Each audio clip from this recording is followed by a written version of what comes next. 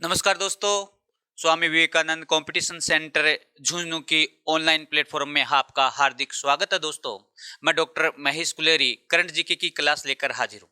दोस्तों, आज का जो करंट जीके है वो नवीनतम तथ्यों पर आधारित है और आगामी जो भी एग्जाम होगी उनमें आने की महत्वपूर्ण संभावना है। दोस्तों, आज की जो क्लास है, इस क्लास के अंदर सबसे पहले हम बात करते हैं, जो पहला प्रश्न आपके सामने है वो ये 1 दिसंबर 2021 में भारत की 47वीं अंतर्राष्ट्रीय महत्व की रामसर स्थल किसे घोषित किया गया।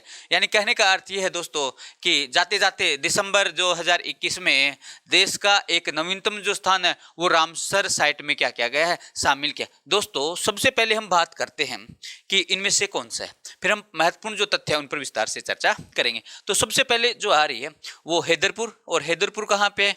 हम कहते हैं यूपी में है। कहाँ पे? यूपी में। चिल्का झील, हम कहते हैं चिल्का झील जो है वो पूर्वी भारत का जो तटवर्ती आंध्र प्रदेश वाला हिस्सा, उड़ीसा वाला जो हिस्सा, उसके सीमावर्ती भाग में। केवलादेव घाना पक्षी विहार ये राजस्थान में है। तसोकर वेटलैंड ये कहाँ पे है?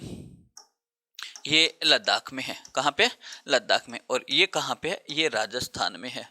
तो दोस्तों, सबसे पहले कि दिसंबर 2021 में कौन सा स्थान जो है वो शामिल किया, तो इसका सही उत्तर होगा दोस्तों वो होगा हैदरपुर। और हैदरपुर जो है वो कहाँ पे है? तो हम कहते हैं यूपी में है। कहाँ पे है? यूपी के अंदर स्थित है। तो हैदरपुर जो है दोस्तों वो इसका सही ऑप्शन होगा। हैदरपुर जो है वो यूपी में। दोस्तों, हम बात करते हैं रामसर साइट। और रामसर साइट है क्या? या आर्द्र भूमि, यानी रामसर साइट, या इसे बोलते हैं आर्द्र भूमि। आर्द्र भूमि, रामसर साइट या आर्द्र भूमि दोस्तों ये स्थान है ईरान में, ईरान के अंदर है। और ईरान में जो पानी भरने वाले जो स्थान है, यानी नम भूमि, आर्द्र भूमि को उनको संरक्षण देने के लिए कैस्पियन जो झील है, जो विश्व की सबसे बड़ी झील मानी जाती है, उसके किनारे रामसर में एक सम्मेलन आयोजित हुआ।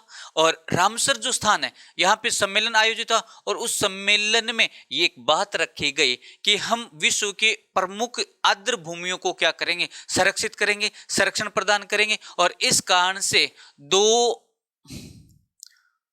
फरवरी 1971 में ये जो सम्मेलन हुआ, इस सम्मेलन के बाद में विश्व की नम भूमियों को क्या प्रदान किया? संरक्षण प्रदान किया गया। दोस्तों, अगर हम बात करें भारत की नवीनतम जो आर्द्र भूमि है वो तो कौन सी है? हैदरपुर यूपी वाली है।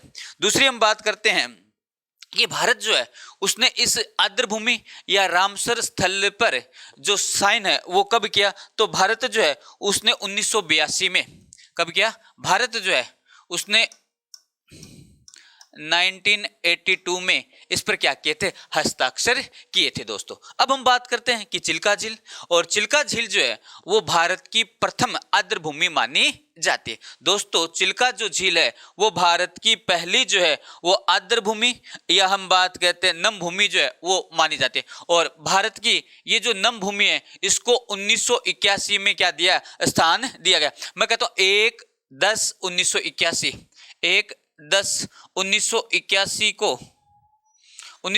को चिल्का झील जो है, और इसी के साथ देखो चिल्का झील, और हम कहते हैं केवलादेव को 1/10/1981 को क्या प्रदान किया? स्थान प्रदान किया गया। यानी भारत की प्रथम जो है आर्द्र भूमि या नम भूमि जो वो 2 को शामिल किया। पहली कौन सी थी? चिल्का झील, और दूसरी कौन सी थी? केवलादेव घाना पक्षी विहार। और 1/10/1981 को इनको क्या किया गया? शामिल किया गया। दूसरी हम बात करते हैं 2021 में दोस्तों तसोकर वेटलैंड जो है जो लद्दाख में है, इसमें 2020 के अंदर इन्हें क्या किया गया? शामिल किया गया। दोस्तों, 2020 में भारत के 5 आर्द्र भूमि या नम भूमियों को क्या किया गया था? शामिल किया गया था। उनमें सबसे महत्वपूर्ण जो है वो तसोकर वेटलैंड है, जो कहाँ पे है? वो लद्दाख में है। एक जो है वो यूपी की शामिल की गई, सुर सरोवर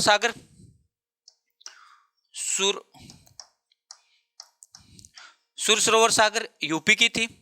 उसके अलावा एक लोनार झील जो है कहाँ पे है? महाराष्ट्र में, उसको शामिल किया था। लोनार झील जो है वो महाराष्ट्र में है, उसको 2020 में शामिल किया गया था। इसके अलावा कब्र ताल जो है इसे शामिल किया गया था, कब्रताल को भी 2020 में शामिल किया गया था। और एक जो बच गया है वो है आसन संरक्षण रिजर्व उत्तराखंड, इसे भी इस समय शामिल किया। तो हम कहते हैं आसन उत्तराखंड में इसे भी 2020 में क्या किया गया, शामिल किया गया। मैं कहता हूं 2020 में भारत के 5, पहला तसोकर वेटलैंड, दूसरा आसन, तीसरा सुर सरोवर, लोनार झील और कब्रताल जो है ये 2020 में शामिल किए गए। और 2021 में हैदरपुर यूपी को नवीनतम आर्द्रभूमि नमभूमि या रामसर साइट के रूप में क्या किया, घोषित किया गया। कब हुआ था, तो हमने कहा था 2 फरवरी 1971 में हुआ था। और भारत जो है उसने 1982 में इस पर क्या किया, हस्ताक्षर किया। जबकि ये रामसर जो साइट है, ये रामसर समझौता जो है वो लागू कब हुआ, तो हम कहते हैं 1975 में। लागू कब हुआ, लागू हुआ था 1975 में, 1975 में लागू हुआ। तो दोस्तों ये है महत्वपूर्ण प्रश्न। तो इसमें अपने को लेटेस्ट जो याद रखना है हैदरपुर उत्तर प्रदेश। दूसरा हम बात करते हैं कि टोक्यो पैरा ओलंपिक 2021 में स्पोर्ट्स अवार्ड्स में सर्वश्रेष्ठ महिला पदार्पण का खिताब किसने जीता? दोस्तों पैरा ओलंपिक में भारत ने इतिहास रचा है कि अब तक के सर्वाधिक जो पदक है वो भारत ने प्राप्त किए। और उसी में पदार्पण यानी पहला ओलंपिक खेल रहे हैं और पहले ओलंपिक के साथ ही इतिहास रचा है, उसमें किसने शामिल किया है? तो हम कहते हैं इसमें सबसे पहला है ऑप्शन है मीराबाई चानू। दोस्तों मीराबाई चानू जो है उसने भरतोलम यानी हम बात करते हैं वेट लिफ्टिंग में क्या जीता है, वेट लिफ्टिंग में रजत पदक जो है वो क्या किया है, प्राप्त किया है। क्या प्राप्त किया है? रजत पदक जो है, रजत पदक जो है वो क्या किया है, प्राप्त किया। लेकिन इन्होंने दोस्तों पैरा ओलंपिक में प्राप्त नहीं किया, इन्होंने ओलंपिक में क्या किया है, प्राप्त किया। यहाँ पे हमारा ऑप्शन है पैरा ओलंपिक। और इन्होंने जो है वो किस में प्राप्त किया है, इन्होंने ओलंपिक में रजत पदक जो है वो क्या किया है, प्राप्त किया। और किस में, हम कहते हैं भारोत्तोलन में इन्होंने रजत पदक प्राप्त। फिर हम बात करते हैं पीवी संधू। और पीवी संधू जो है दोस्तों ये बैडमिंटन की महत्वपूर्ण खिलाड़ी है और इन्होंने कांस्य पदक जो है वो क्या किया था, प्राप्त किया था। कांस्य जो पदक है, ये कांस्य पदक जो है वो क्या किया था, प्राप्त किया था। और इन्होंने भी ओलंपिक में प्राप्त किया है, पैरा ओलंपिक में प्राप्त नहीं किया। दूसरा है लवलीना बोरगोहाई। और लवलीना बोरगोहाई जो है इन्होंने क्या प्राप्त किया है, लवलीना बोरगोहाई जो है इन्होंने, ये बॉक्सर हैं और इन्होंने कांस्य जो पदक है वो क्या किया, प्राप्त किया। जबकि अविना लखेरा जो है दोस्तों ये पैरा ओलंपिक एथलीट है, कहाँ की है, तो हम कहते हैं जयपुर की है। कहाँ की है, जयपुर की। और इन्होंने, इनका जो महत्वपूर्ण गेम है वो क्या है, हम कहते हैं इन्होंने शूटिंग के अंदर जो है वो 10 मीटर एयर पिस्टल जो है, 10 मीटर एयर पिस्टल में गोल्ड जीता है। जबकि 50 मीटर एयर पिस्टल जो है इन्होंने कांस्य पदक है यानी ब्राउन्स पदक जो है वो क्या किया, प्राप्त किया। तो दोस्तों सही उत्तर होगा अवनी लखेरा। कहाँ की है, जयपुर की है। और आप सबको पता है कि इन्हें इस बार के पद्म पुरस्कार से भी क्या किया गया, नवाजा गया। हम चर्चा विस्तार से करेंगे पद्म पुरस्कार की, लेकिन अगले वाले प्रश्नों में। नेक्स्ट हम बात करते हैं यूनेस्को की ऐतिहासिक शहरी लैंडस्केप परियोजना का शुभारंभ किन 2 भारतीय शहरों से किया जा रहा है?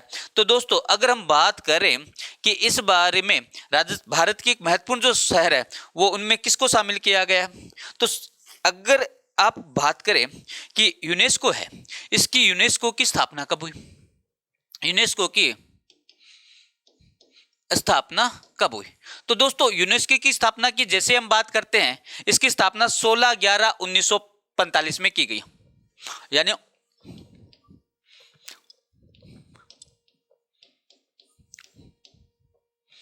16 नवंबर 1945 में यूनेस्को की क्या की गई, स्थापना की गई।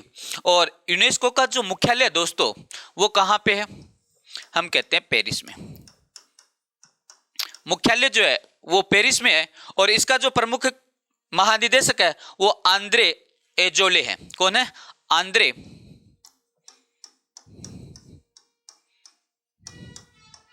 आंद्रे एगोले जो है ये इनके क्या है, अध्यक्ष है। अब हम बात करते हैं किन दो शहरों को शामिल किया गया है।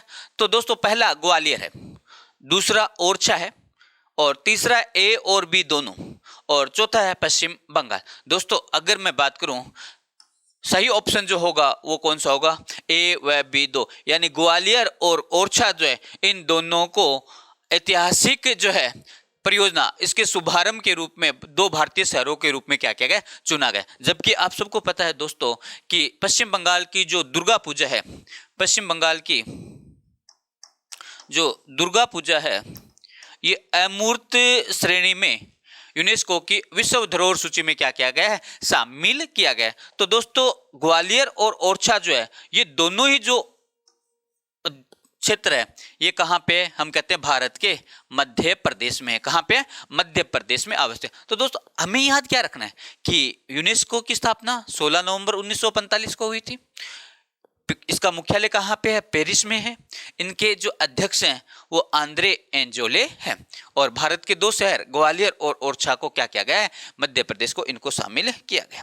नेक्स्ट हम प्रश्न की बात करते हैं दोस्तों। अंतर्राष्ट्रीय मुद्रा कोष IMF का प्रथम उप प्रबंधक निदेशक किसे बनाया गया। दोस्तों अगर मैं कहूं IMF, इसका जो महाप्रबंधक जो है या उप प्रबंधक जो है, पहली बार ऐसी व्यवस्था की गई है उप प्रबंधक की।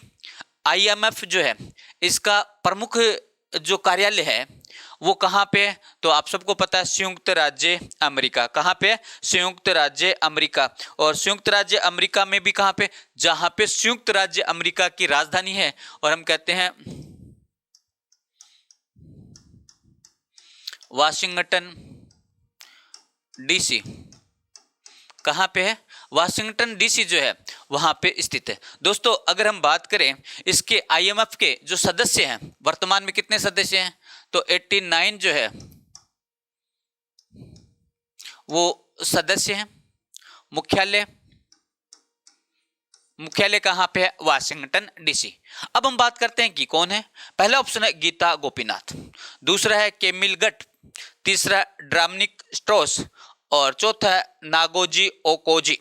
तो दोस्तों अगर मैं बात करूं इसका सही ऑप्शन जो है वो गीता गोपीनाथ को प्रथम जो है वो IMF का उप प्रबंधक निर्देशक क्या किया गया है, बनाया गया। दोस्तों अगर मैं बात करूं कि IMF कोष का प्रथम जो अध्यक्ष है वो कौन है, तो केमिल गेट जो है वो इनके जो है प्रथम अध्यक्ष है, यानी प्रबंधक निर्देशक जो है वो प्रथम प्रबंधक निर्देशक जो है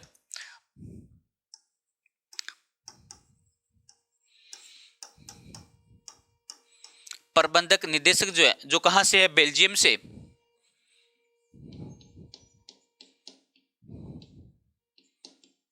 बेल्जियम से संबंधित है। तो IMF के प्रथम प्रबंधक निर्देशक जो थे वो कौन थे, केमिल गट थे, जो कहां के हैं, बेल्जियम के हैं।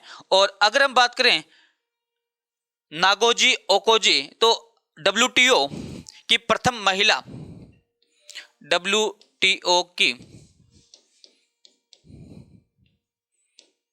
प्रथम महिला निदेशक जो है वो कौन है, नागोजी ओकोजी है।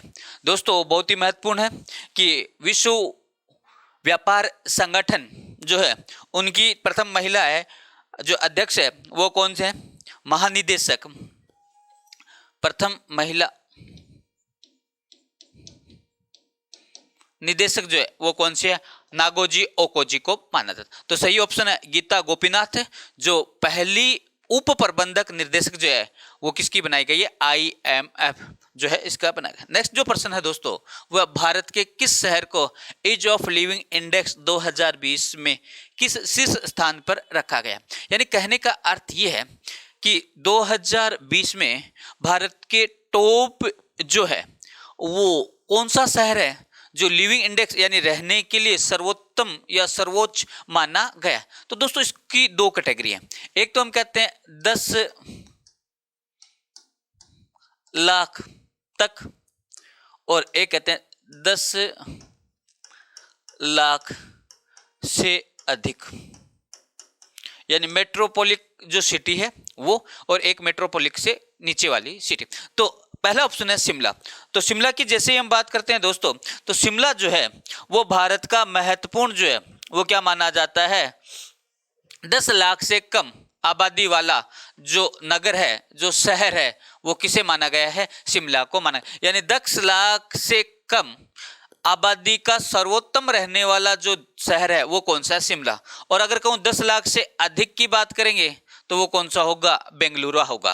और ऑप्शन सही कौन सा होगा, तो हम कहते हैं सी, शिमला और बेंगलुरु जो है वो भारत में रहने के लिए सर्वोत्तम शहरों में क्या किया जाता है, गिना जाता है। दूसरी अगर हम बात करें दोस्तों कि इसका चयन कौन करता है, तो केंद्रीय आवास एवं शहरी मंत्रालय जो है, केंद्रीय आवास एवं शहरी मंत्रालय जो है वो इसका क्या करता है, चयन करता है। तो भारत में टॉप रैंकिंग में 10 लाख तक की शिमला है, और 10 लाख से अधिक तक की हम बात करें तो बेंगलोर जो है उन्हें क्या किया गया, शामिल किया गया। नेक्स्ट पर्सन की बात करते हैं दोस्तों कि 2022 के पद्म विभूषण पुरस्कार किसे दिए गए।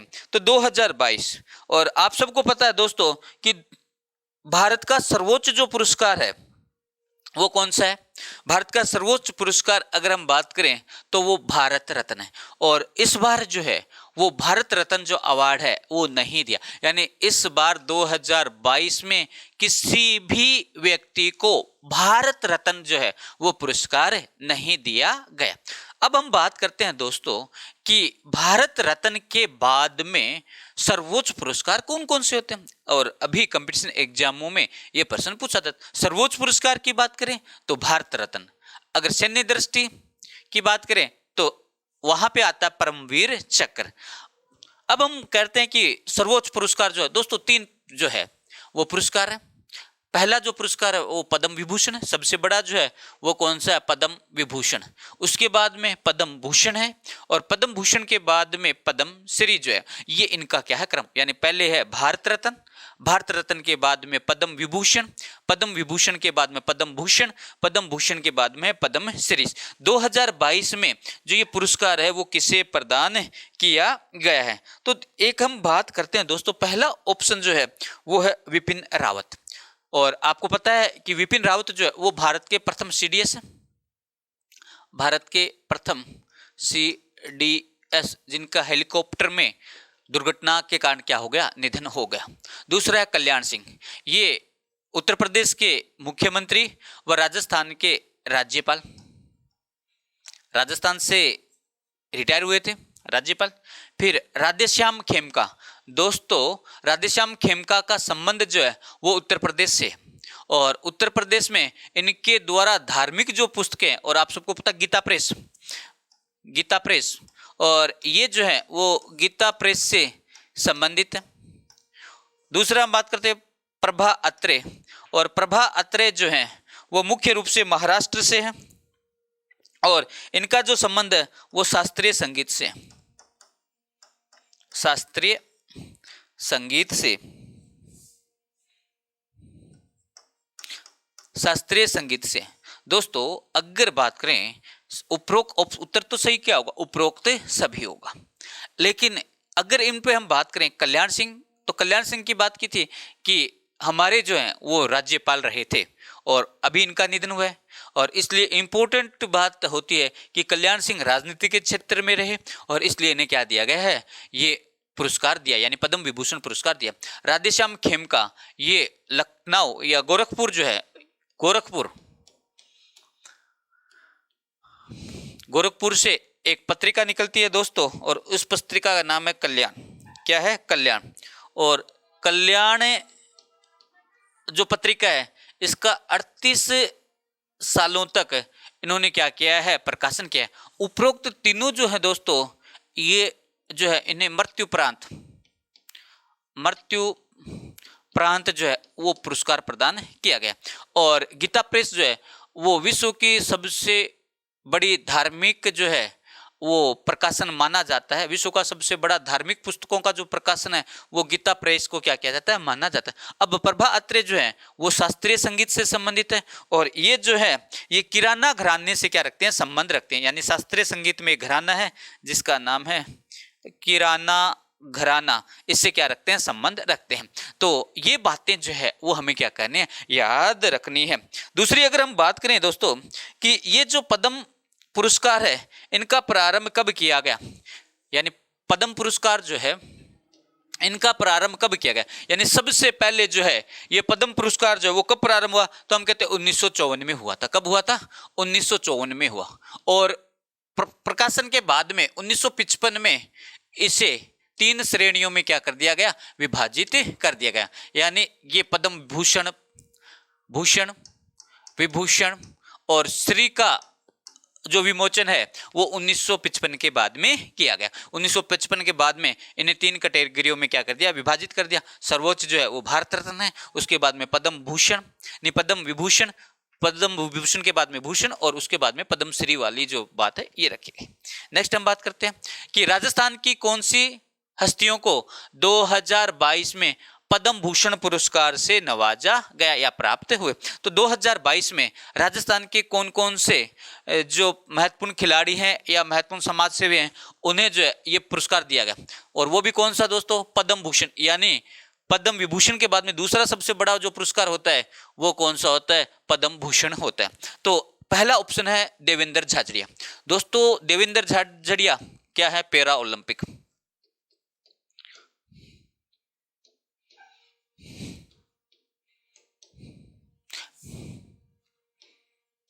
पैरा ओलंपिक में इन्होंने लगातार 3 पैरा ओलंपिक गेमों में क्या क्या पदक प्राप्त किया है।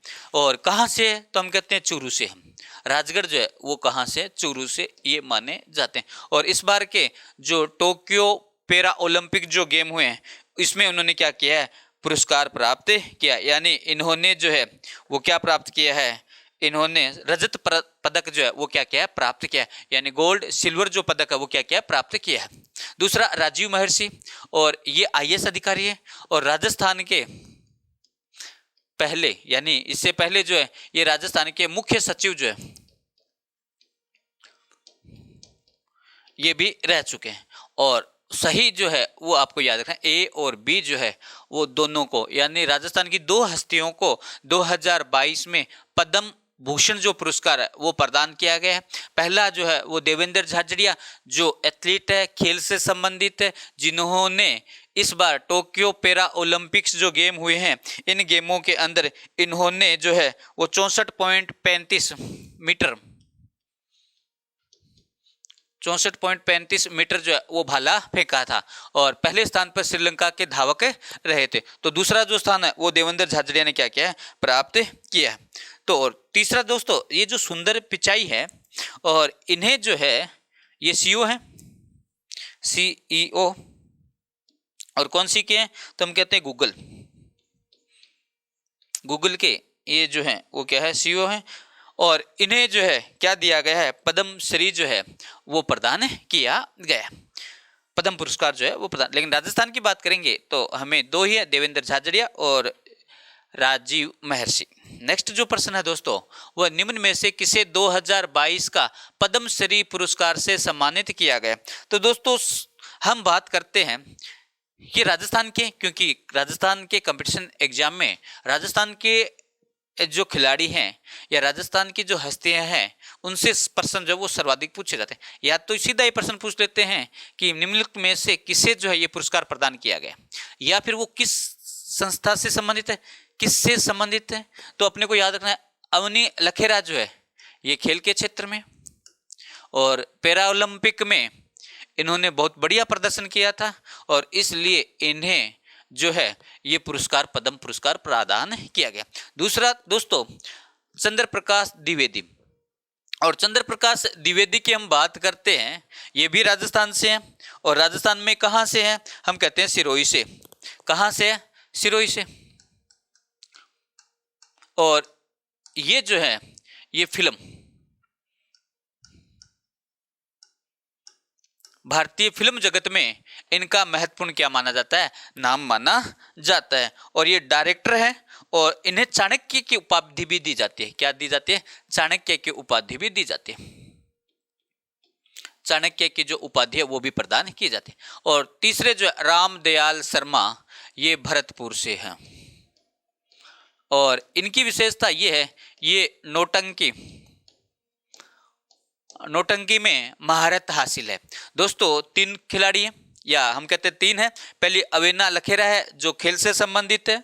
दूसरी हम बात करते हैं कला से, चंद्र प्रकाश द्विवेदी सिरोही से है। रामदयाल शर्मा जो है वो कहाँ से हैं, वो भरतपुर से हैं, नौटंकी के कलाकार हैं। तो ये 2 जो है इन्हें कला के क्षेत्र में और इन्हें जो है वो खेल के क्षेत्र में जो है इस बार जो है वो क्या प्रदान किया गया है, पद्म श्री पुरस्कार जो है वो क्या प्रदान किया गया है। दोस्तों हम बात करते हैं कि पद्म पुरस्कार जो है, पद्म विभूषण जो वो 4 को प्रदान किया गया है। टोटल जो है वो 127 लोगों को जो है वो ये पुरस्कार जो है वो प्रदान किया गया। नेक्स्ट जो प्रश्न है दोस्तों वो है मेजर ध्यानचंद खेल रत्न पुरस्कार 2021 किसे प्रदान किया गया। तो दोस्तों अगर मैं बात करूं, पहला जो ऑप्शन है वो है मिताली राज। और मिताली राज जो है दोस्तों उन्हें किस क्षेत्र में, देखो मिताली राज जो है इन्हें 2 पुरस्कार जो है वो प्राप्त हो चुके हैं। मिताली राज को सबसे पहले हम बात करते हैं अर्जुन पुरस्कार 2003 में। अर्जुन पुरस्कार जो है वो 2003 में अर्जुन पुरस्कार प्राप्त हुआ, जबकि 2015 में इन्हें पद्म श्री अवार्ड प्राप्त हुआ।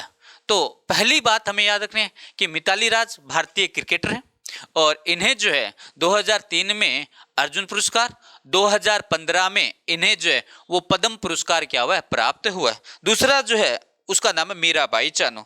और मीराबाई चानू जो वो वेट लिफ्टिंग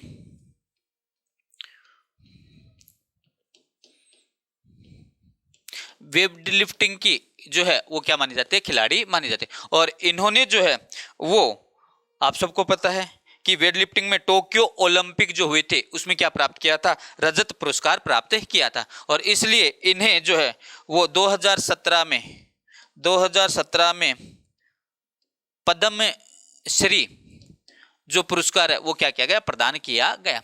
यानी मीराबाई चानू वेटलिफ्टिंग टीम से है, इन्होंने टोक्यो ओलंपिक में रजत पदक प्राप्त किया है और इसलिए इन्हें 2017 में पद्मश्री जो पुरस्कार वो प्राप्त किया है। और हरमनप्रीत कौर जो है इन्हें जो है वो क्या प्रदान किया है, इन्हें अर्जुन पुरस्कार जो है, अर्जुन पुरस्कार जो है दोस्तों वो 2017 में क्या किया गया, प्रदान किया गया। अब लास्ट बचते हैं विराट कोहली। और विराट कोहली ने बहुत सारे जो है अवार्ड जीते। सबसे पहले विराट कोहली ने दोस्तों मैं कहूँ 2017 में इन्होंने ICC player of the year का जो पुरस्कार है वो प्राप्त किया। 2012 में इन्होंने ICC player of the year घोषित किया गया। 2013 में इन्होंने अर्जुन अवार्ड जो है वो प्राप्त किया। 2017 में पद्म श्री पुरस्कार प्राप्त किया। 2017-18 में विजडन